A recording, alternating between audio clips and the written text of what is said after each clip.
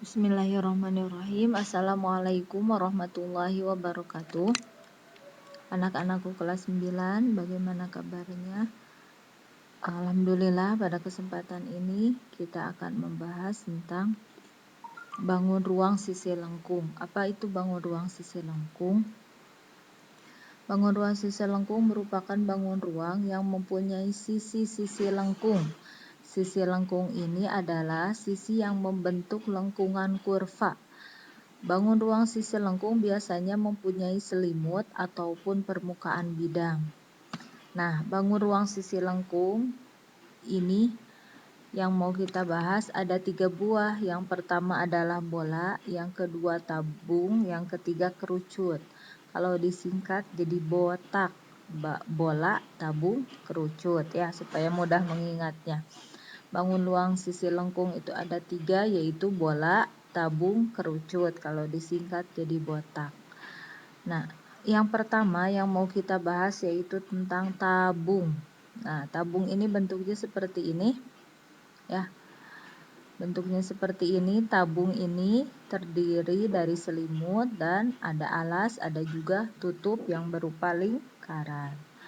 Pengertian tabung, apa itu tabung? Tabung merupakan suatu bangun ruang berdimensi 3 yang memiliki alas dan tutup yang berbentuk lingkaran dengan ukuran yang sama dan diselimuti oleh persegi panjang.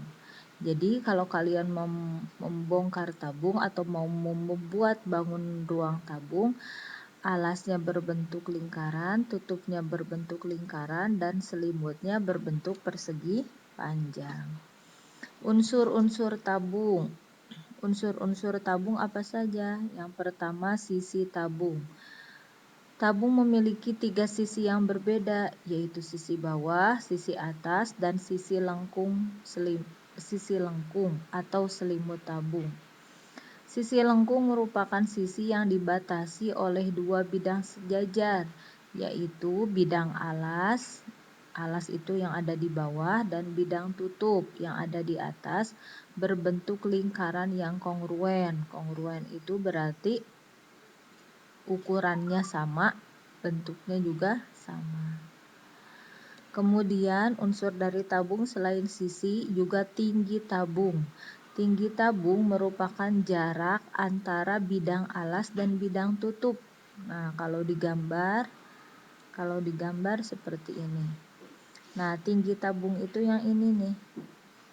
Ya, yang ini yang merupakan jarak antara alas dan tutup.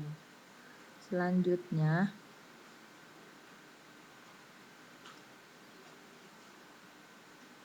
jari-jari tabung. Jari-jari tabung merupakan jari-jari dari lingkaran alas atau tutup yang notasinya dengan R ya, penulisannya yaitu R, jari-jari tabung itu. Kemudian diameter tabung. Diameter merupakan 2 kali dari jari-jari. Dinotasikan dengan D ya. 2R sama dengan D ya. Kalau ditulis berarti 2R sama dengan diameter. Nah, selanjutnya adalah sifat-sifat tabung. Sifat-sifat tabung yang pertama yaitu memiliki 3 buah sisi. Yang pertama 1 buah persegi panjang dan 2 buah lingkaran yang kongruen. Kemudian yang kedua tidak memiliki rusuk. Yang ketiga, tidak memiliki titik sudut. Keempat, tidak memiliki bidang diagonal. Dan yang kelima, tidak memiliki diagonal bidang. Kemudian yang keenam, memiliki sisi alas dan sisi atas yang berhadapan dan kongruen. Ya. 7. Memiliki tinggi tabung merupakan jarak titik pusat lingkaran alas dengan titik pusat lingkaran atas. Yang kedelapan, bidang tegak tabung berwujud lengkungan yang disebut dengan selimut. Yang 9, jaring-jaring tabung berwujud 2 buah lingkaran dan 1 buah persegi panjang. Nah, untuk mencari volume dari sebuah tabung, untuk mencari volume dari sebuah tabung sebenarnya sama seperti mencari volume dari balok, ya, panjang kali lebar kali tinggi, ya. Balok dan tabung sebenarnya hampir mirip. Kalau balok itu alas dan tutupnya berbentuk persegi, sedangkan tabung alas dan tutupnya berbentuk lingkaran. Untuk mencari untuk mencari volume dari tabung, yaitu luas alas kali tinggi.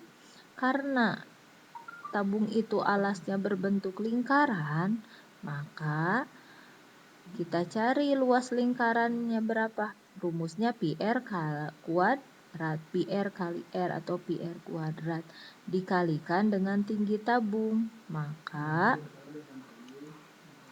rumus dari volume tabung adalah PR kuadrat kali T.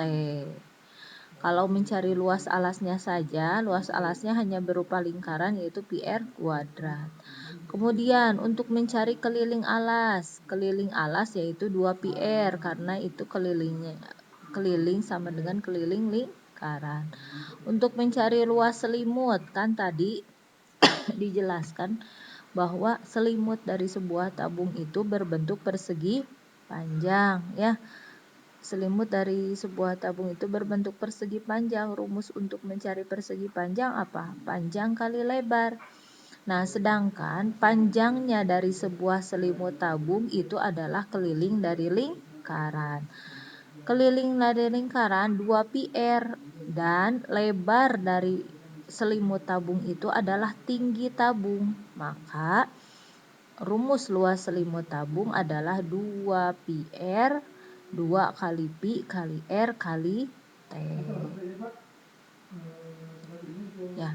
Untuk mencari luas permukaan tabung, yaitu 2 kali luas alas ditambah